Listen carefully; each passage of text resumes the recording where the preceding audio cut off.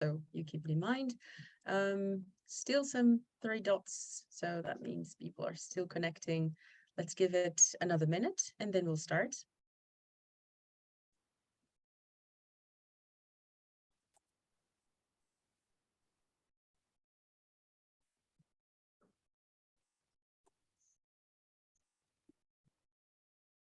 Okay. All right. I see that everyone now should be connected, everyone that made it in time. So I'll start with the presentations. Hi, thank you for joining this conversation. My name is Juliana. I'm from the Transnational Institute, and I'm going to guide us through this conversation today. So today we'll look at finances and climate change. And why is that? Because the groups organizing this webinar are certain that if we don't regulate where money goes, if the money keeps going as it is now towards fossil fuel projects, if greed is guiding our alleged solutions to climate change, we'll then face an even more catastrophic scenario than the one we are heading to already. We're not just pointing out doomsday here. We are here to look closer at the problem and to identify solutions, steps to work together to stop climate change and to make sure that finances will play a supportive and not destructive role. With COP just around the corner, this is one of a few initiatives that we are organizing together. Another one is a sign-on statement that is still open for signatures. My colleague Dottie from Global Justice Now will just post it in the chat for you. Please consider adding your organization to the call. This webinar is organized by 4 organizations. Transnational Institute, TNI is one, that's my organization. Another one is Global Justice Now, here represented by Dottie, already mentioned, and by Daniel. He will start off our conversation trying to answer the question how social movements and civil society can support demands from the Global South for loss and damage in Egypt, and to inquire if the same private finance institutions that have tried to capture COP in the first place can become targets for reparations claim themselves. The third organization organizing this webinar is corporate Europe Observatory. Kenneth from CEO will give us an insight on the Glasgow Financial Alliance for Net Zero, GFANZ, and how they captured COP and got us in the place where finances are regulating themselves. Finally, we'll have Marie from Fairfin, and she will explain how this campaign is important in the current context of energy crisis. I'd like to thank you all for making this happen. Before we go straight to our panelists, I'd like to share that after each presentation, we should have 5 minutes for clarification or quick questions, if there are any. Please make sure to post your question in the chat or to signal to Dottie that you would like to take the floor, and she will assign you a spot. After the presentations, we should have an overall debate, and we invite you to formulate your questions or speak out if you would like. Without further ado, thank you all for being here, and Daniel, you have the floor. Thank you. Thank you, Juliana, and thank you everyone who's joined this afternoon. So yeah, like Juliana said, I guess my role is to speak a little bit about the kind of climate finance agenda within the UN space, but also highlight some of the connections between that and a kind of slightly different area of finance, which is more about how the COP and the UNFCCC deals with the issue of regulating public and private finance and what that kind of supports in terms of energy investments worldwide. So those are two slightly different meanings of finance and two sort of slightly different agendas, but there are connections between the two that I'll sort of go into in a second. But on the first of those, on the climate finance agenda, I think in many ways it's safe to say at this stage that the COP's approach to climate finance, as in the kind of transfer of financial resources from the global north to the global south to support action against climate change, at the minute is basically in almost total failure. Almost 15 years ago, there was this agreement of $100 billion a year being mobilized by 2020. And for that to be provided as a kind of a carrot for countries in the global south to continue engaging in the negotiations. But on numerous levels, that finance is insufficient. And just to kind of summarize those very quickly, first of all, the $100 billion a year figure is not enough money, and it never was for kind of needs-based assessment. In terms of delivery, even what has been delivered out of the 100 billion, which I think we're currently looking at kind of between 90 and 100 billion a year, but still not quite at that level. But even then, possibly only as much of about a quarter of that is on non-concessional or kind of non-loan based terms, and a lot of it comes from the private sector. So in terms of the actual amount that's going towards the global south, it's much, much less than 100 billion. And Oxfam's kind of assessment of it is perhaps even only about 20 to 25 billion dollars a year is really being transferred.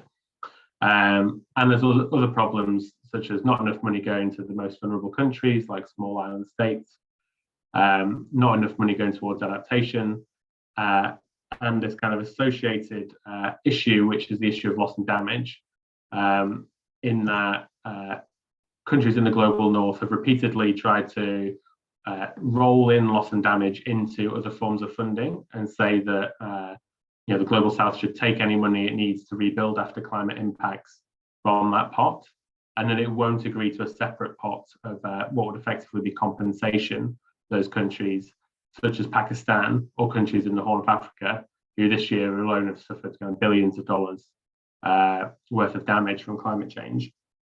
So there's been for a long time this battle to get loss and damage first onto the agenda and to create a separate mechanism for it at the COP, which I'm sure many of you are aware of.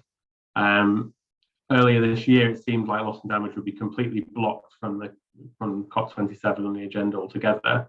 But I think as a result of a lot of loud demands from the global south and sort of a lot of coordination from civil society and the role of the Egyptian presidency to some extent, it is now on the agenda.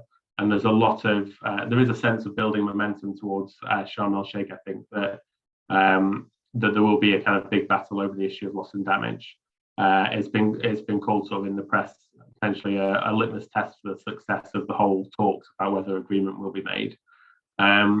So there is a slight degree of hope on that. There's also the fact that a few weeks ago, Denmark became the first UN member state to actually put forward money for loss and damage.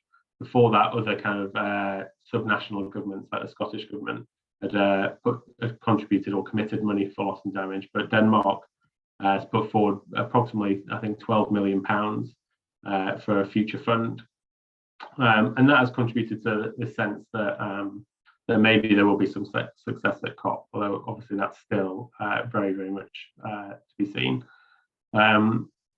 But also, as I said, it kind of comes in this context of at least a decade of the global north failing to really provide adequate resources.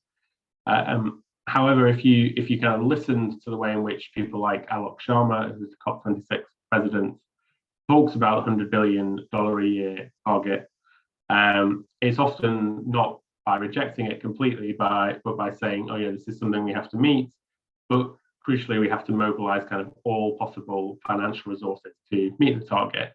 And what that means in a lot of cases, there's a lot of debt creating finance, quite a bit of non-concessional and market-based loans, which obviously sort of adding to the debt burdens of countries in the global south, and quite a high degree of private finance being mobilized as part of that target.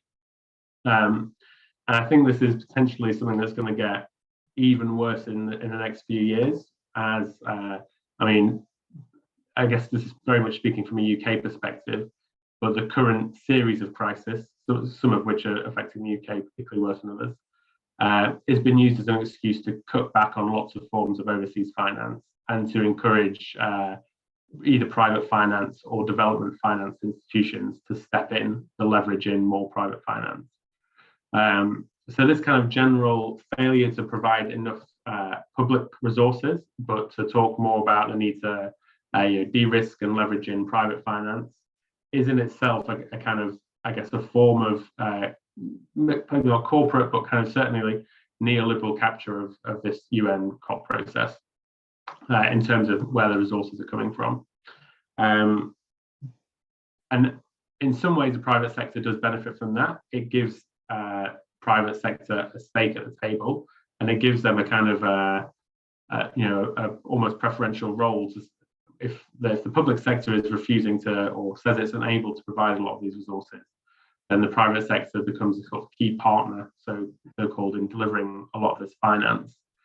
But as we're going to talk about today, the role of the private financial sector in climate change is not one of this kind of benevolent, of this benefactor.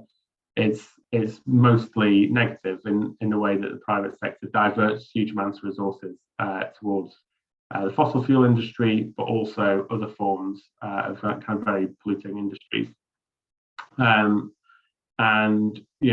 in the past couple of years, we've actually been able to see the scale of some of this impact through sort of publications put out under the Task Force for Climate-Related Financial Disclosures. So a report that BlackRock put out last year showed that the amount of sort of CO2e carbon emission, sort of greenhouse gas emissions that it created through its finance in 2020 was more than the greenhouse gases emitted by the whole of the United Kingdom. And that was only based off 65% of BlackRock's portfolio. So instead of thinking of the private sector as basically a key partner in finance delivery, I think it's time for a conversation really to start talking about how they're actually, as Juliana kind of referenced at the start, a target for these claims of finance, and how that is collected and delivered to the global south in a much more equitable way. Now, if we're talking about equity, obviously that means that the private sector can't just be another stakeholder or partner at the table. It's not about them providing loans or buying up shares in kind of renewable energy projects instead. That really has to be delivered in a publicly and democratically controlled way. And for that, we're kind of talking about an international mechanism for countries to put into and collect money through taxation as well. So I think there's lots of different possibilities and ideas around that. There could be kind of taxes on financial transactions, or things that focus on financial transactions related to fossil fuels. But I think that change in mindset is very key. And obviously, with the creation of the GFANs last year, we're going very much in the opposite direction of that at the minute. So I guess the last thing to say really is just for anyone who's kind of not involved or less aware of the kind of campaign around loss and damage. These are demands that kind of first emerged really from groups of countries and social movements in the global south, particularly small island states and the least developed countries. And as well as those governments now calling for it within the UNFCCC, the social movements around the world really collaborating a lot to try and push that. And it's a demand that's been taken up by anti-debt networks globally, and also more recently by kind of youth strikers working internationally together as well. So I definitely kind of advocate for as much support as possible for loss and damage being agreed in a just way at COP27, but also at the same time, that we have to focus our attentions on how we make some of these banks kind of pay for the impact that they're having as well, and perhaps use that as a funding mechanism. But I'll stop there. I'm happy to answer any questions either now or later in the discussion. Thank you, Daniel. This is Daniel Willis from Global Justice Now. Do we have any questions from the floor? We have time for clarification questions, if there are any.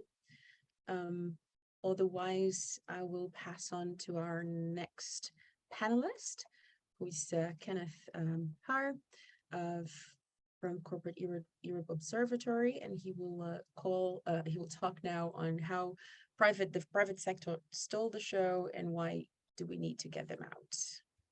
Kenneth. Thanks. Just need to get I've done a presentation. Let's see if I can make it work. Right, I hope you can see that. Yeah, I gave my presentation the title was GFAN's a problem. On second thought, that's a terrible title. I mean, who knows what GFANS is about? Should probably call it how the private finance sector captured the private finance agenda at the COP. This is what I will be trying to cover in the next perhaps 15 minutes.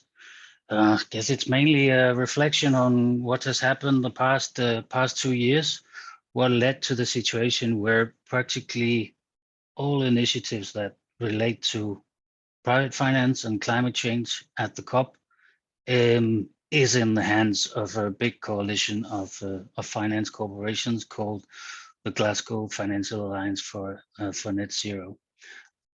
But to start off, just a quick reflection on where it all starts, you could say, with the Paris Agreement. There was an article 1C, 2C, which reads that the Paris Agreement should aim to strengthen the global response to the global threat of climate change, including by making finance flows consistent with a pathway towards low greenhouse gas emissions and climate resilient development.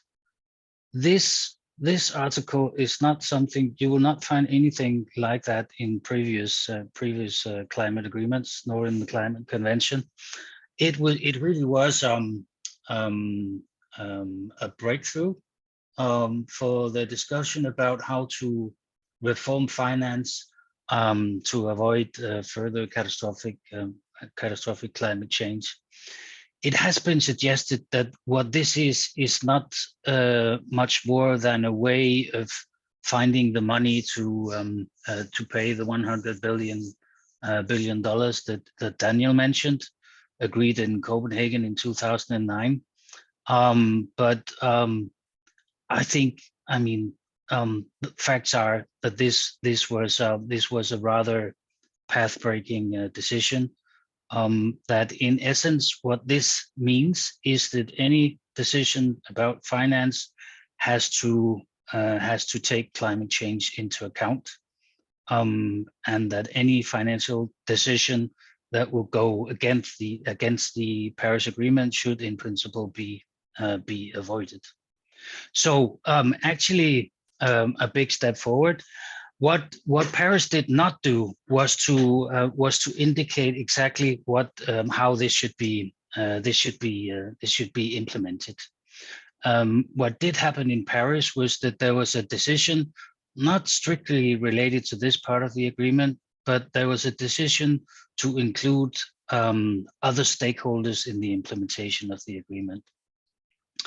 Now then, practically nothing happened for a couple of years. In 2018, things started moving, and 3 separate developments led to the formation of the Glasgow Financial Alliance for Net Zero. There was the initiatives of the UN agency UNEP-FI, itself built by the initiative of finance corporations some decades ago.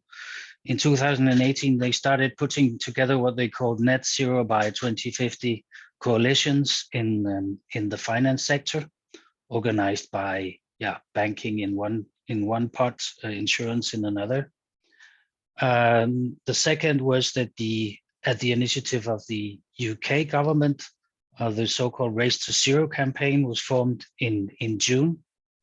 The Race to Zero campaign is a multi-stakeholder body with business groups and NGOs and others in there, formed to determine the criteria that different industries would have to abide by to be on a path towards a green transition.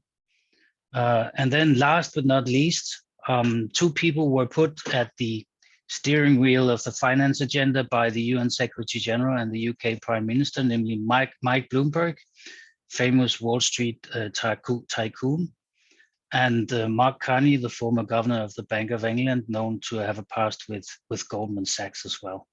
So these 3 developments led over time to 2 things, you could say.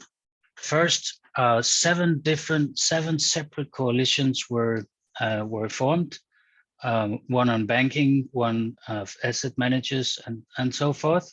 7 different coalitions with different criteria for how they would go forward towards adjusting their business practice to a green transition.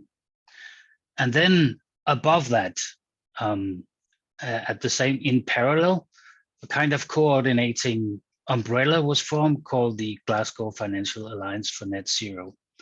That was all pretty much in place when we came to COP26 last year. So who's in there? It's 450 plus finance institutions or finance companies. Many of them very big corporations. So obviously, I mean, that would include some of the worst polluters. If, for instance, we look at banks, 40 of the 60 biggest banks in fossil fuels are in the GFANZ coalition. So this is definitely not an initiative that covers only the kind of alternative progressive banks that have popped up over the last couple of decades in most countries. It's the biggest financial institutions. It's those, including those heavily involved in fossil fuels. And to add insult to injury, the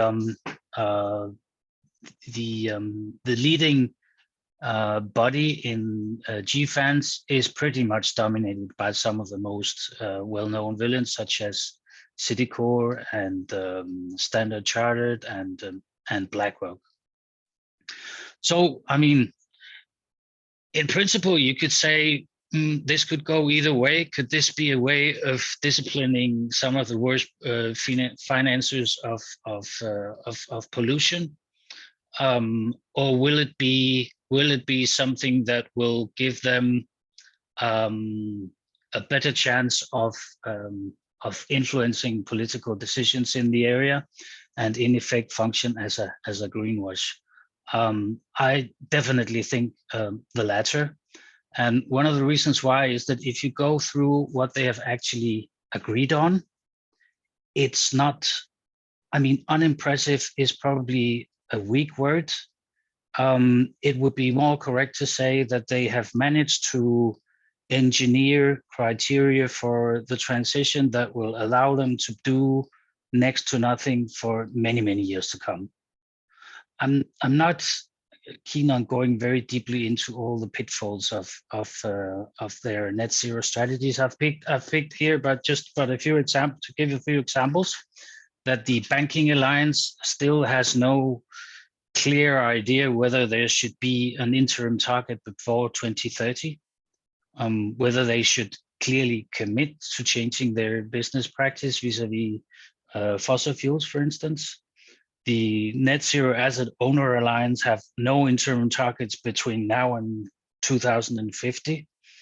And it's remarkably unclear in the case of the Net Zero Asset Managers Initiative, which of their investments their initiative will even cover.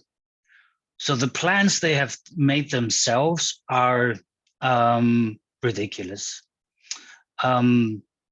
That was clear well before COP26 last year. What perhaps was not so clear was what would it mean that they were involved in kind of a broader UN initiative. Not least, what would it mean that in principle they would have to abide by the decisions, the criteria developed by the so-called Race to Zero campaign. I will get back to that. Before I do, just to say that for me, COP26 was quite an eye-opener. The Finance Day at COP26 was, at least as far as the public show is concerned, completely dominated by GFANZ. It was a full-day seminar chaired by the top figure of the GFANZ, Mark Carney, former governor of the Bank of England. It was in the main, a discussion about a comprehensive strategy that the leadership of the GFANs had presented, which included, by the way, not just ideas about how to deal with their own business practice. They got together on the basis of ideas about how what changes would have to happen in the global south for the global south to become more open to finance from finance corporations. Whereas at the same time, as this show developed with Mark Carney at the steering wheel, there was very, very little movement to be detected at the official negotiations on this topic. The conclusions that were out, looking at what GFANs had achieved in terms of policy, left an open door or a full highway of space for the GFANs to dominate this discussion going forward. Since COP26, one of the big questions many have asked themselves, and definitely myself, is that how would it not sooner or later come to the fore that the finance corporations actually had made very, very weak commitments, and would there at some point be a conflict between the body, say the bodies in the UN that are supposed to ensure the implementation of the Paris Agreement, and including the Race to Zero campaign? And I'd say that confrontation came much quicker than I had expected. In June, the Race to Zero campaign decided on new criteria, which they believed would have a direct impact on how the GFANs would do its business. It was out in the public domain that the commitments of the GFANs were very weak, and that had an impact inside the Race to Zero campaign as well. So in June, they came out with a set of new criteria. I'd say not super impressive, not strong, a little bit better than what they had produced before COP26. One of the new lines in their text was about phase down and phase out of unabated fossil fuels. At least there's something in there about fossil fuels, but even this is a pretty weak way of putting it. Still, the reaction of GFANs was was very dismissive. They said on many occasions that actually they believed that they would govern themselves, and they were not prepared to abide by new criteria by the Race to Zero campaign. And it looks as if, according to rumors from inside the UN, that it is unlikely that the Race to Zero campaign will be strong enough to push GFANs towards commitments that would make a little more sense than what they have got on their own. And it doesn't even stop there. One conflict I find was particularly interesting, namely about coal. In the case of coal, there was a remarkably clear demand put forward by the Race to Zero campaign in their June criteria, namely that when it comes to coal, across all scenarios, so that means whatever the circumstances, there should be no investments in new coal.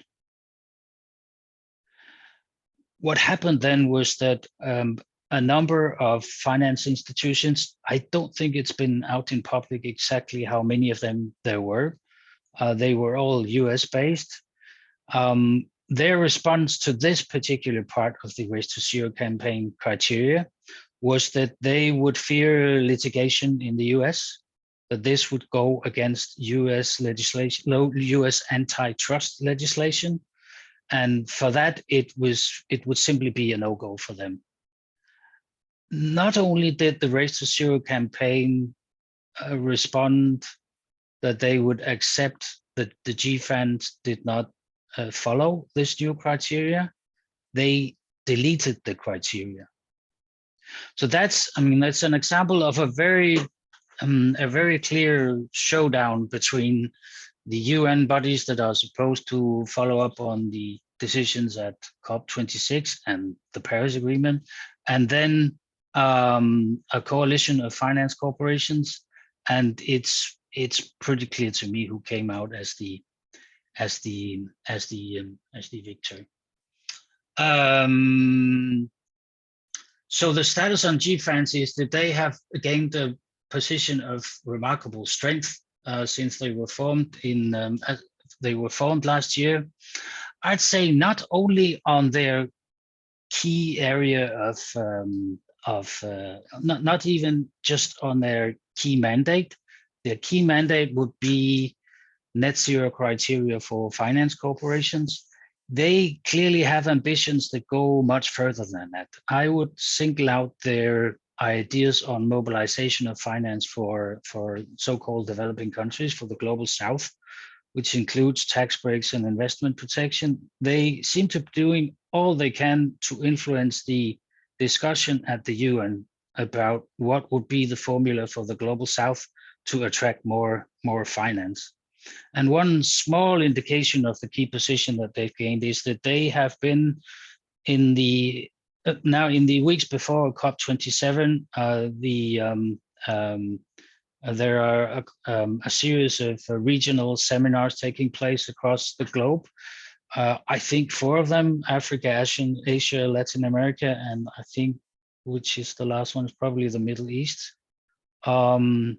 They are big seminars with governments, with government representation, with UN representation, and with private finance representation, represented in the main by GFANS.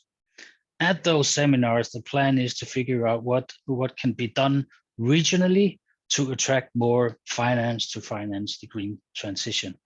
I don't have a lot of details about what's going on at those seminars, but I do take it as a sign that GFANS it's becoming much more than the whole net zero exercise.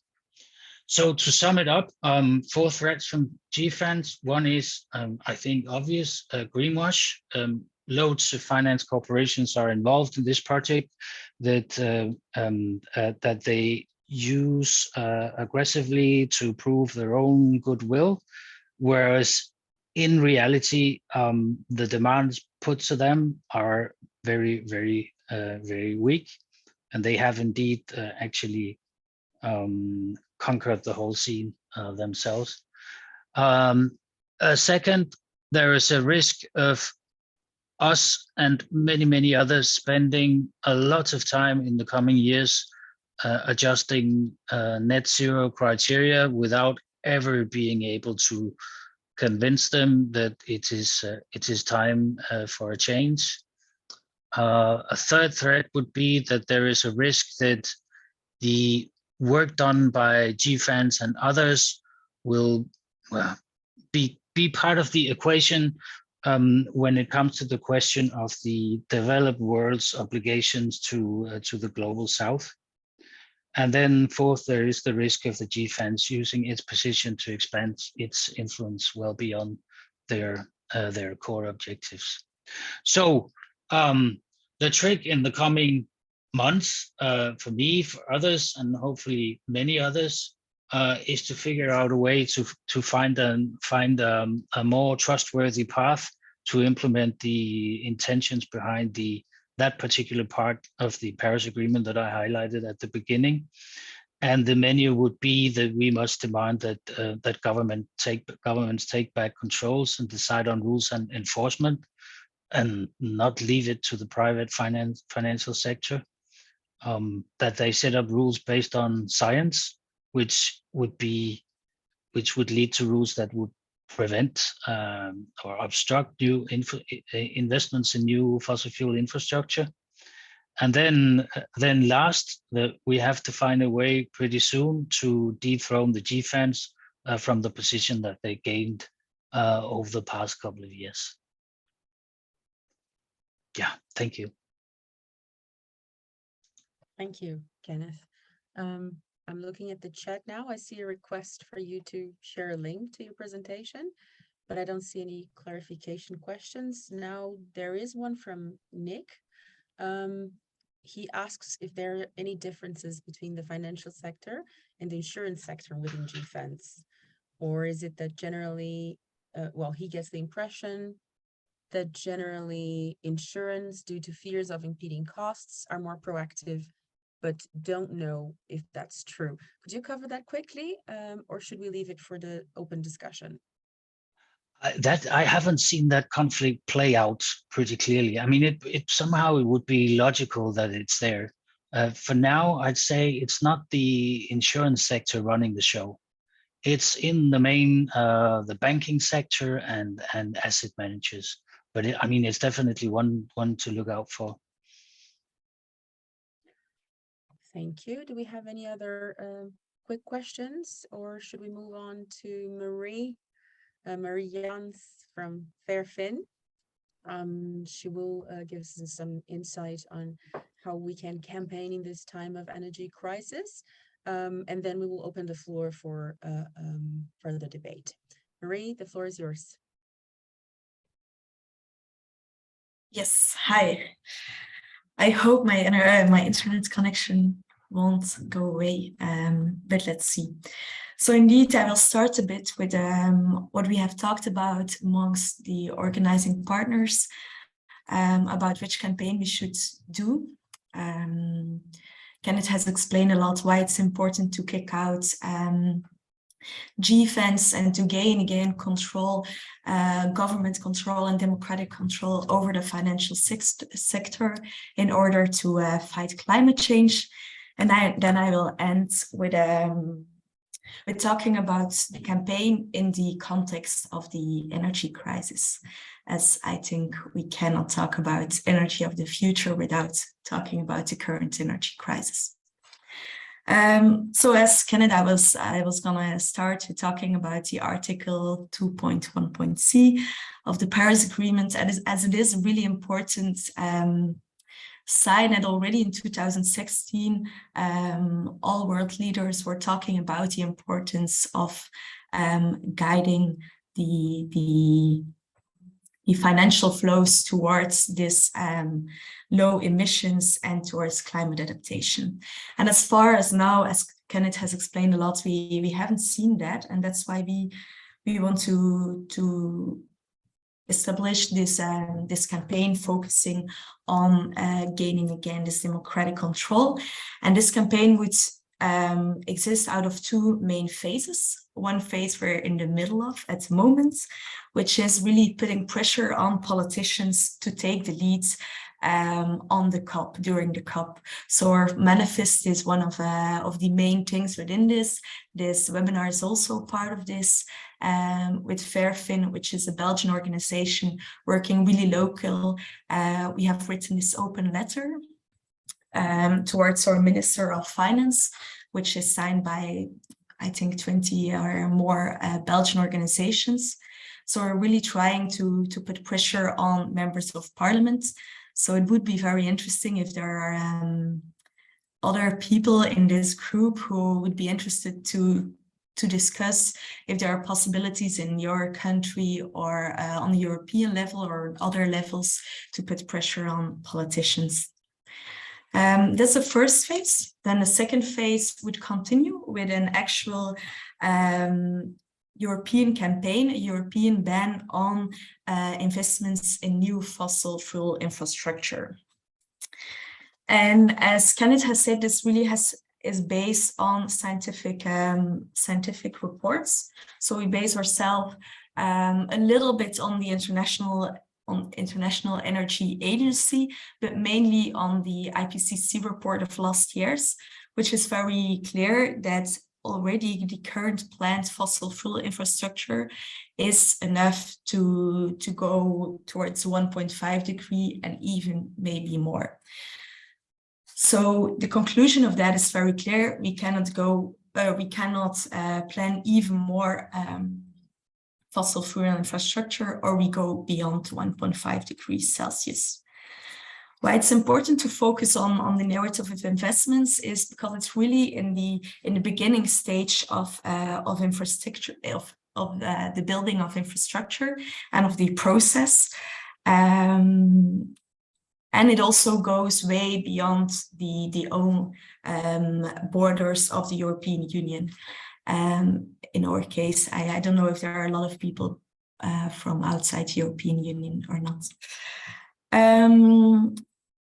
It's very important for this European ban that it's a simple rule to include all financing possibilities, and that it's not limited to project financing, but to financing of overall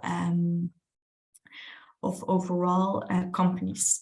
So that's a bit in a very short amount of time where we were heading with this campaign, and we are very much looking to other organizations to join this and to look in which way we can cooperate on this. But as I said before, I think it's very important to look at this campaign within the current energy crisis. And for that, I want to really quickly share my screen with you to show this graph. It's a graph of a foreign divestment intelligence. And it illustrates how the energy crisis triggers new wave of oil and gas investments. And as you see in the graph, it's really since 2016 that there has been so much new investments in the extraction projects. And why is this? It's very clear. I'm gonna stop sharing.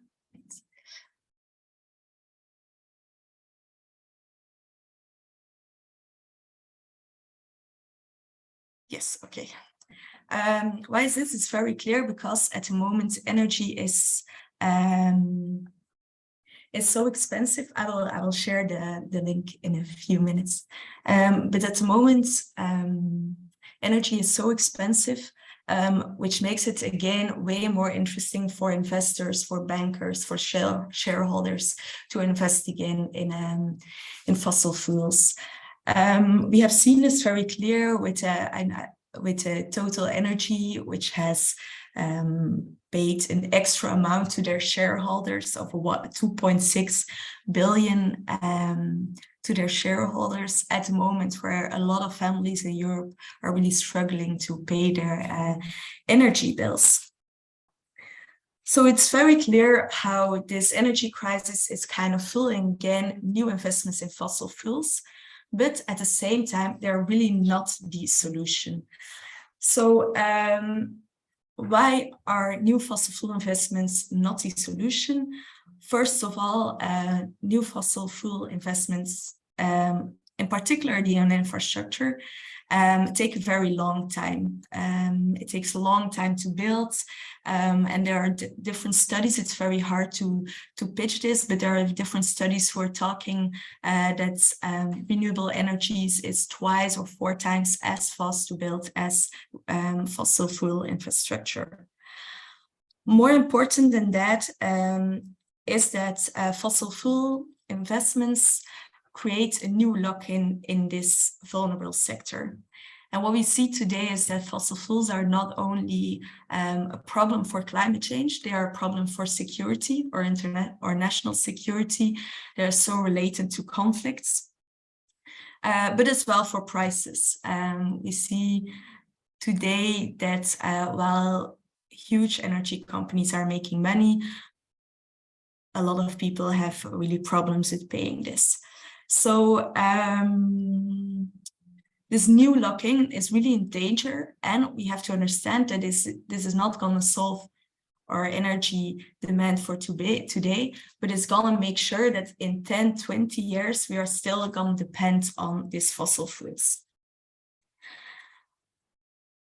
It's the danger goes beyond that, because as companies do want do want to be sure that they will make profit in this long run, they ask public money and governments to de-risk them. So what we see is that governments are already de-risking private fossil companies to invest in new fossil fuel structure with public money so that they can make money. So this is really making, this is like really showing how dangerous it is to still keep investing in fossil fuel infrastructure. So I think this is a bit what I was going to try to say, that this campaign is really important in the current circumstances of the energy crisis, because first of all, it's very necessary as investments are booming again. And secondly, it's really not a solution towards the price issues, the conflict issues, and the climate issue. I think it's going to be really important within this campaign, and I'm really looking forward to hearing some input from all of you to make sure that we're able to make a simple narrative on this complex issue, which makes it possible for a broader audience to relate to this topic. And what I want to focus on, and what I think is important to focus on, is that we emphasize that the current crisis, the current energy crisis, is not a crisis due Putin or due the conflict or the invasion of Ukraine, but rather is a crisis of the fossil fuel energy, and that the only solution is to shift away from that and to look to a lot of other alternatives, not only renewable energy, but also diminishing our energy demands, etc. But yes, that was it. Thank you very much for listening.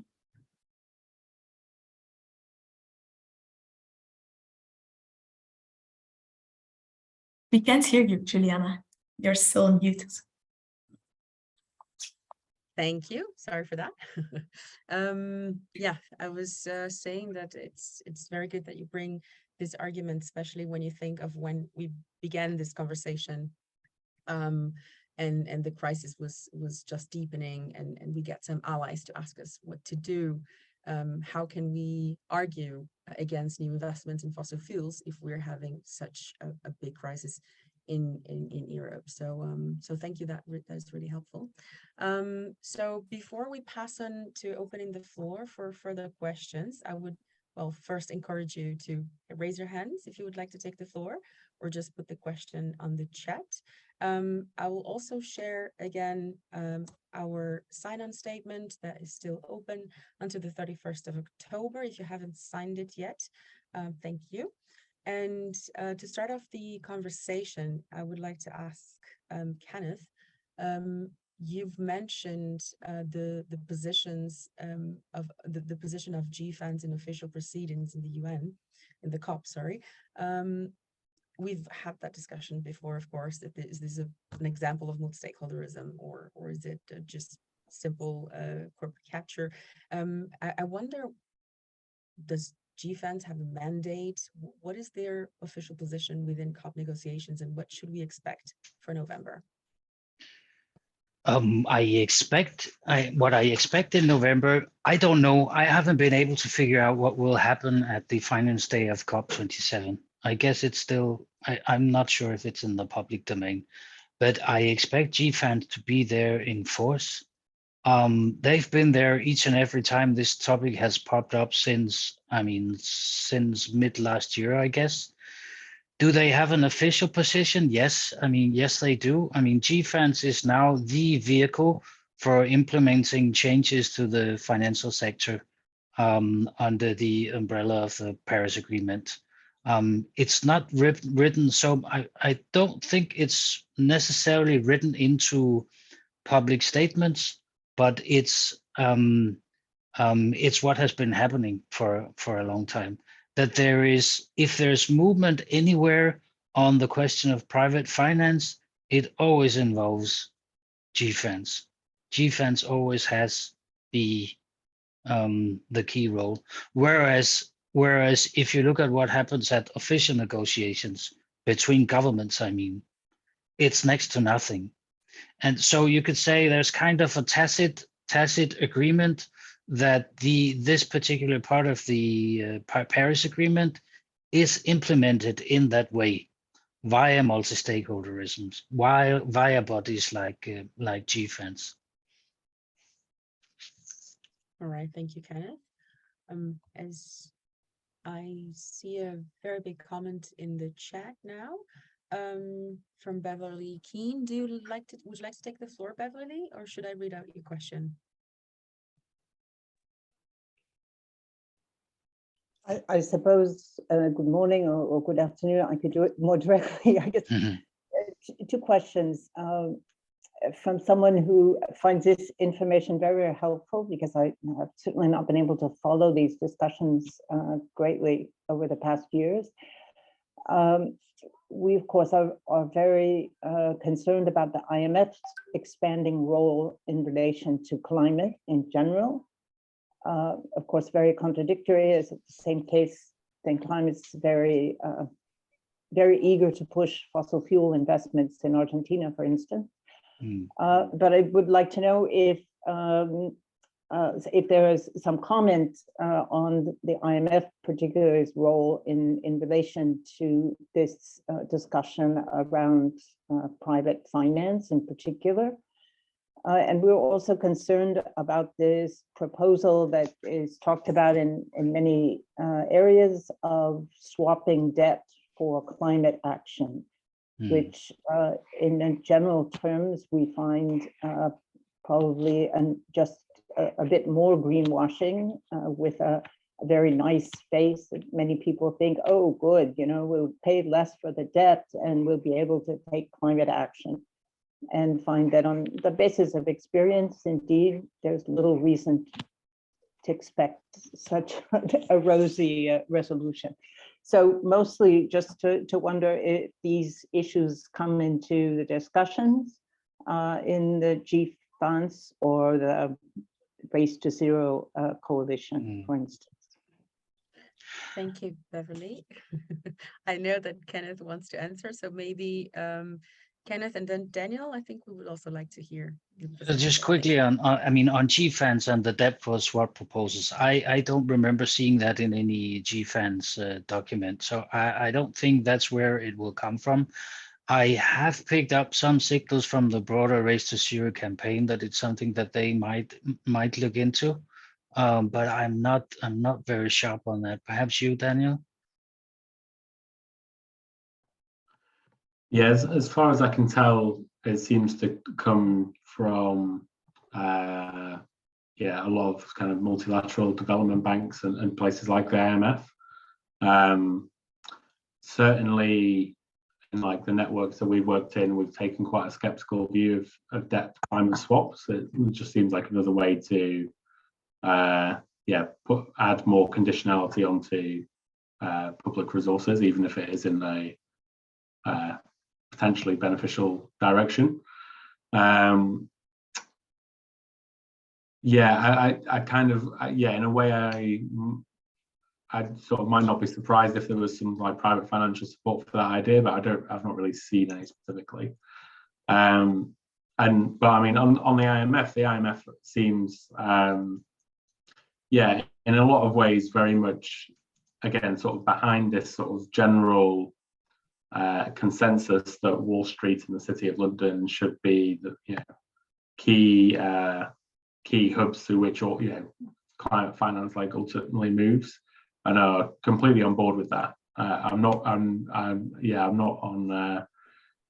up to date on what connections there might be between the IMF and GFANS, but I think they kind of seem broadly online with a lot of the kind of models that we're talking about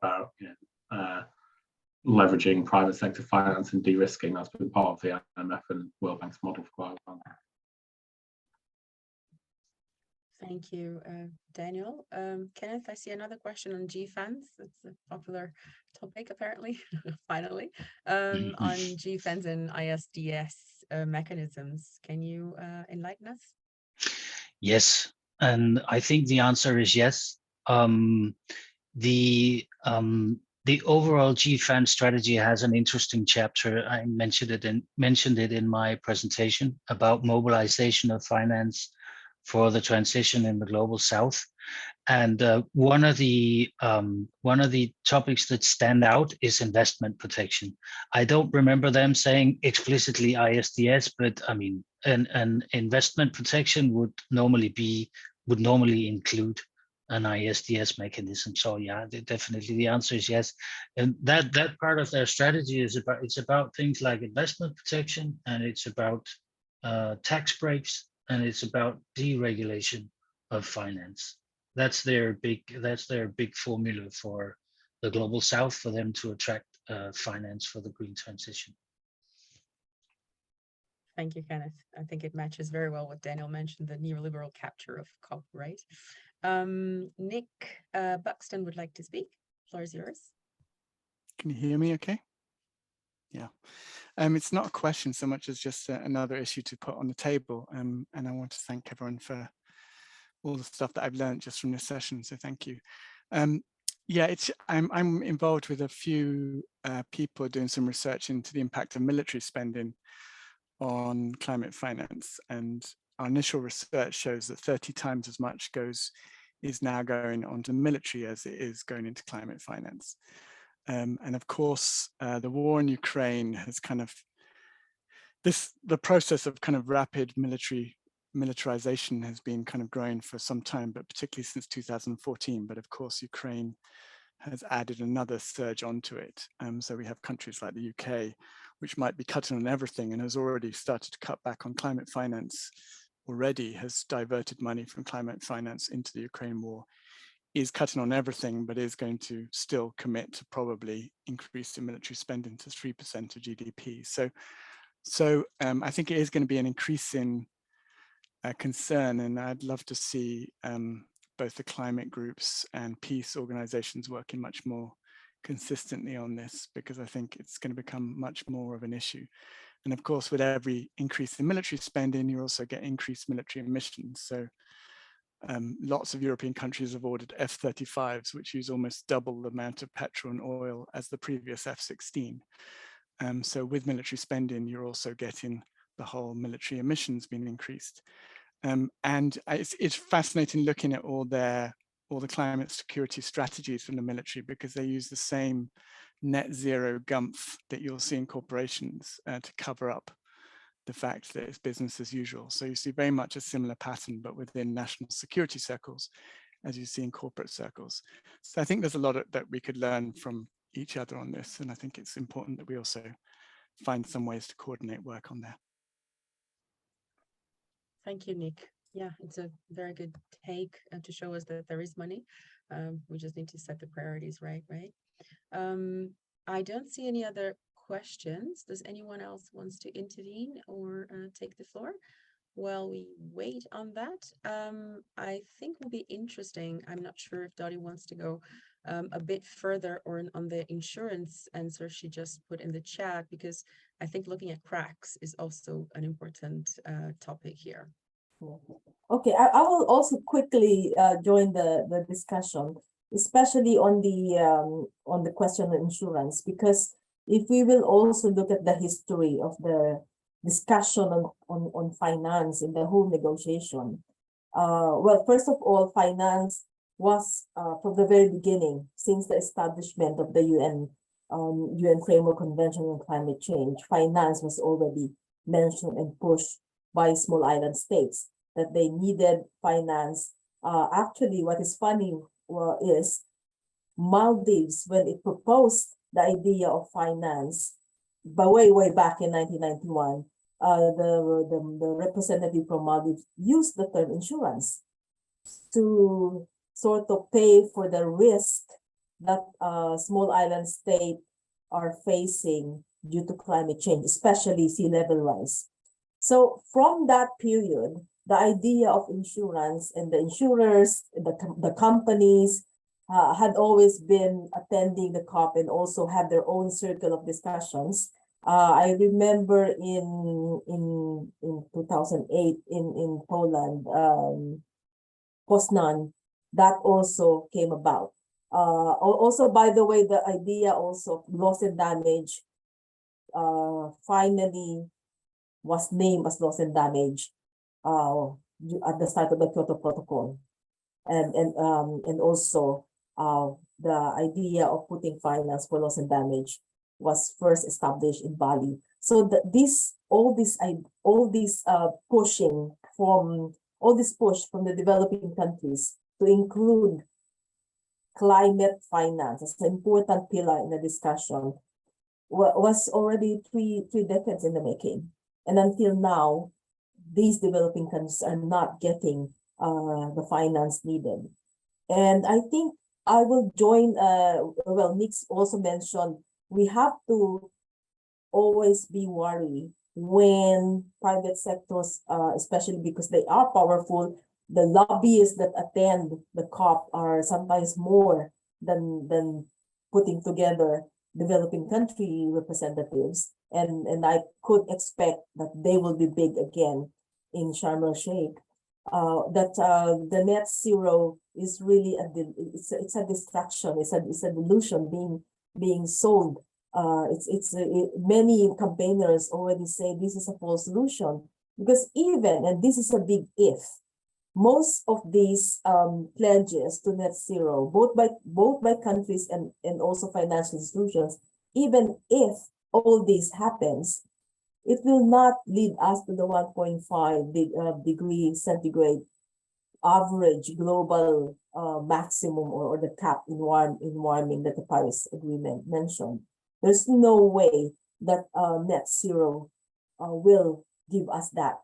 So it is still very, very important to say that net zero is different from zero.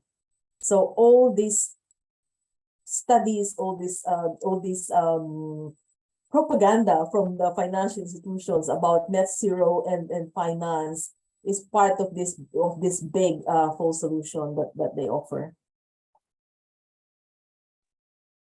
Thank you, Dottie. That is, yeah, very important indeed. It's funny that we're talking about GFAN self-regulating while I'm here in Geneva to discuss the UN binding treaty on business and human rights. We know historically corporations have been trying to push for guiding principles, code of conduct, but never binding regulation. And we are celebrating now 10 years of the global campaign to dismantle corporate power, stop impunity. And the logo of the 10 years is precisely our giant, I'll share here in the chat, with a shirt written net zero.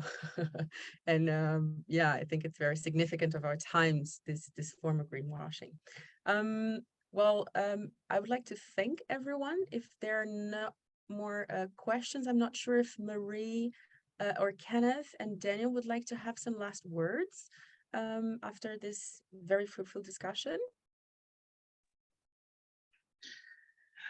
Just one thing. I mean, just to ask everyone to consider what you can do in the next couple of weeks to gather more support for the statement that we did, assuming that you can access it or know about it. I think this is a key moment when it comes to GFANs, at least. I can detect some serious concern even inside the UN about the way GFANs has developed. There are voices coming out for regulation instead of self-regulation from places that surprised me. So, I mean, yeah, anything we can do to push further and to push that development, the better. And this is really not a bad time to do it.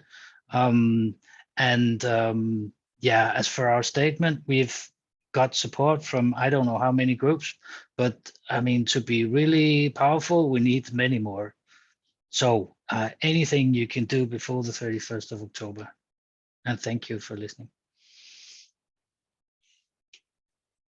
Thank you, Kenneth. Daniel, any last words? Yeah, I suppose just to say that, yeah, maybe try and take a more positive outlook. Nick's exactly right, and Marie. On the one hand, the cost of energy and the war in Ukraine are potentially both risks to kind of mobilizing large amounts of public finance, and will be kind of used as reasons why transferring large amounts of finance overseas is impossible for countries in the global north, supposedly. But I think there is also an opportunity kind of in this moment to push for more ambitious action. Just thinking of the UK, the kind of centre ground has already shifted to talking much more about bigger taxation on fossil fuel companies, and even potentially the government's looking into taxation on banks' profits due to kind of rising interest rates. So this is potentially a moment in which some of these arguments can be talked about much more. And whatever kind of form of taxation or other kind of means it is, I think it'd be really interesting for groups to sort of talk about that as much as possible. And look at the defence corporations, the banks, and the fossil fuel corporations all as kind of potential targets for reparations for their role in the climate crisis. But yeah, thank you everyone for joining, and look forward to speaking about this further. Thanks, Daniel. Marie? Yeah, I think I fully agree with what Kenneth and Daniel said at the end, and I'll keep it short. Thank you very much all for coming, and it would be very nice to have some organizations joining our group to put pressure both on GFANs and to obtain more democratic control over the financial sector. All right, before we leave you, we still have a last message from Dottie. Well, thank you all for coming, and then also for those that are going to Sharm el Sheikh, maybe we can also have a huddle for people who are there, especially after the 9th, which is the finance day in the negotiations. So for those who are there, maybe we can have an informal chat dinner, and let's examine what they will discuss on the 9th. So that could be something, and maybe we can repeat this on what was COP27 and GFANs. Also, lastly, I would like to invite everyone, especially those that are going to the COP, if you can stay a bit longer. Global Justice Now, Transform Europe, Oil Watch International, European Left, and then also in partnership. This is actually their request from Egyptian civil society organizations, trade unions, women's network, activists, and opposition parties. We are putting together an international conference on the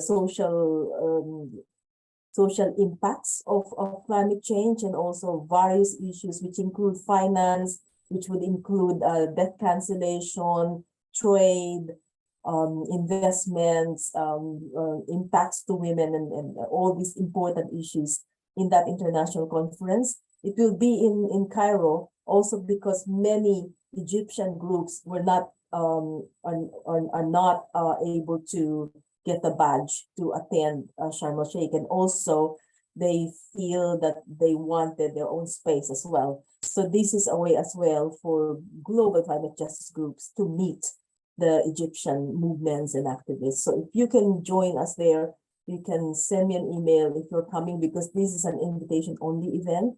It will not be in any website, also for security reasons. So if you can join us, you're welcome to do so. So that's November 20 to 22 in Cairo. Thank you. I will write my email in the chat.